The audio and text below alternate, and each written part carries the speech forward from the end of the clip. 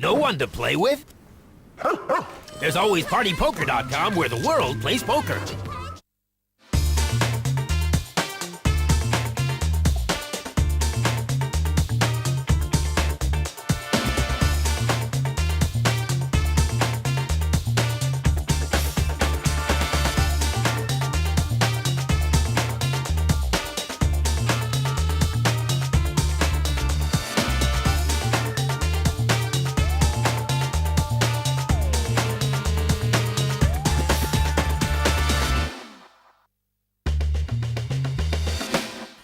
The world is rollicking with poker. There are some phrases there's no need to translate. I raised you all in. I've flopped a flush, and my pocket rockets are the nuts.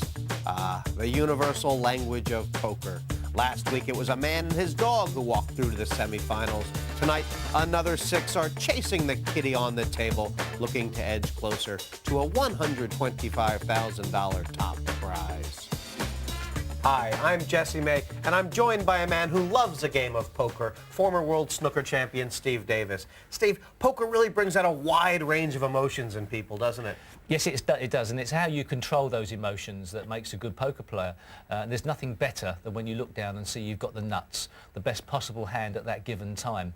The first thing you do is don't panic. Don't show you've got a great hand. The second thing is to try and think how you can get the chips from the other guy. And this is when you can slow play a hand. That means either deliberately not betting to try and induce your opponent to bet, or possibly not betting too strongly to let your opponent have some interest should the turn and the river cards come up. So you would slow play, you would underplay your hand. So if you flop four of a kind, you shouldn't just go all in right away and tell everyone what you have. No, you've got to try somehow to get the other people interested as well, because obviously their cards may not be as good as yours or anywhere near as good. Take this example here. Here's your two cards. You've got pocket kings. The flops come down king, 8-2, rainbow. No suits are the same, so there's no possible flush out there. The cards are separated, so there's no possible straight or a run out there. So it would be very difficult to conceive of the person having that much interest in this hand. So if you bet big there, you may chase your opponent off. I mean, really, it's such a strong hand with that kind of flop that there's almost no card you could conceive of coming on the turn that would even threaten three kings. No, obviously. Let's take a look at what this guy's got. This is obviously stage managed, but he's got a two pair, 8s and 2s, not a bad hand. Now, should the turn card come an 8, all of a sudden he's got a full house, 8s and 2s, you've got kings and 8s, you've won. But if you bet too big with the 8 and the 2 from the start, if you bet too big, the 8 and the 2 may throw their cards away. So slow playing there would be a good idea. You're letting someone catch up and then you hammer them. What about a situation where it could be a little more dangerous? OK, well, in this situation, you've got ace-5 suited, and the flops come down 2 aces and a 6. Looks fantastic, doesn't it? Looks pretty good. OK, you may slow play there. You may slow play after the flop. But then if the turn card comes the queen of clubs, there's now 2 clubs on board. Now it may be a little bit more dangerous to slow play if your opponent's 2 pocket cards were 2 clubs.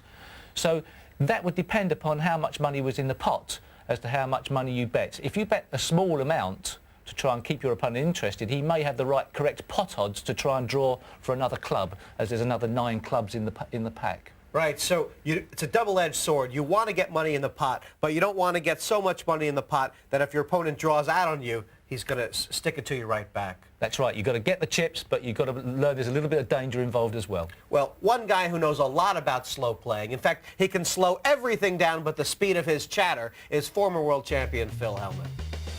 So you want to slow play a hand? That's fine. Just make sure you don't bust yourself after the flop comes down. I like to slow play aces and kings sometimes, especially if I've been doing a little bit of calling. If I've called once or twice and someone's raising behind me, then that's terrific. I'm going to just call with my aces. And I think that slow playing is a very effective way to build big pots. But when you slow play, you want to bet big on the flop to find out whether your overpair is good or not. If you run into a lot of resistance, then be prepared to get away from the hand. You slow play a hand to get action. You don't slow play a hand to go broke. Well, Phil talking there about something even more dangerous, slow playing big pocket pairs before the flop.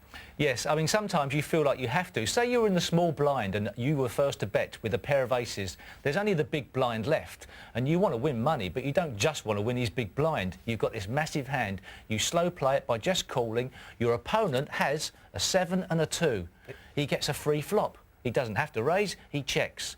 The flop comes down, 7, 2, 8. Trouble. He's got 2 pair, and your pair of aces are busted. But how could you possibly know at that stage? That's the danger of slow playing a big hand.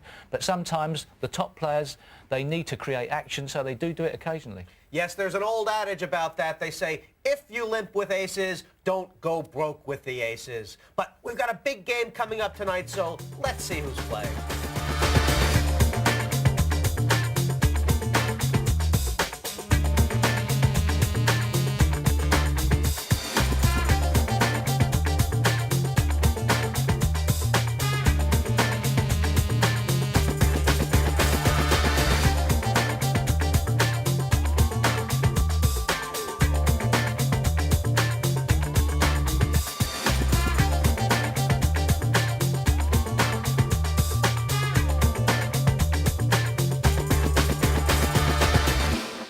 Well, this PartyPoker.com European Open is getting ready to smoke.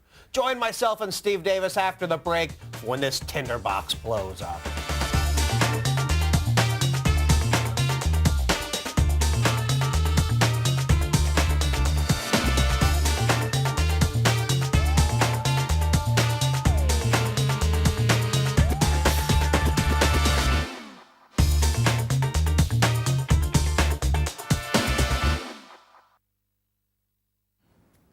No one to play with? There's always PartyPoker.com.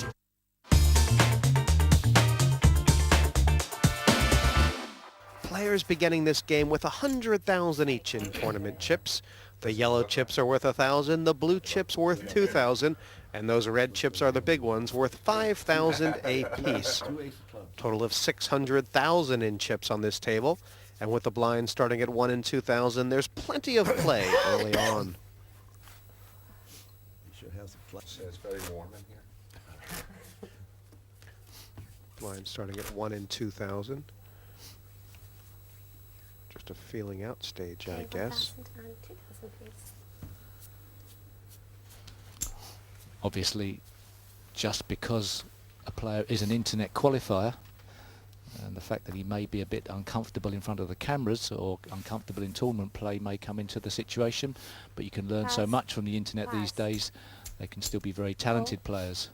And interested with the same 4-5, decides not to chance his luck twice and just flat calls Pass. on the big button. No Jens raise. Nuremberg. Jens is limped in. We've got, I think, 3 players here. Tom Bark is folded from the small blind. And, ooh, a little something for everybody. 2 Check. pair for Murray Bailey. 6,000. Twissell thinks his 4's good. Well, we talked about slow playing earlier, Pass. Steve. This could be an example. Murray Bailey checking Call. and now just calling with the top 2 pair. He almost hopes Entwistle's going to hit his 5. And this is an ideal situation to slow play. There's very little chance of, well, there's a possibility now, obviously, of somebody having a straight. Check. That must be a little bit of a worry for Bailey, but 8,000. feel a bet, just seeing where he stands here. Is he going to flat call again? The bet is 8,000 from Entwistle, who's drawing live to a 6 for a straight, Raise. 4 for a set, and a big stack of blue for Murray. It is the check raise. 24 total.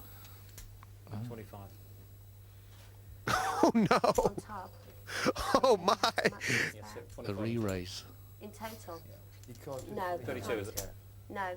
The actual total bet in Well, this is a stone cold bluff by Mark Entwistle. What's he thinking about? Okay, Marty. Well, he's representing a That's 10 and a okay. jack or a What's the 5 and a 6, but Basically- His bet was His bet was 16,000 more. also he's 24 mistakenly total. bet out like a 24, a strange amount as well, which So you're going to allow that, yeah? Because he actually just went 25, but there was and left the 8.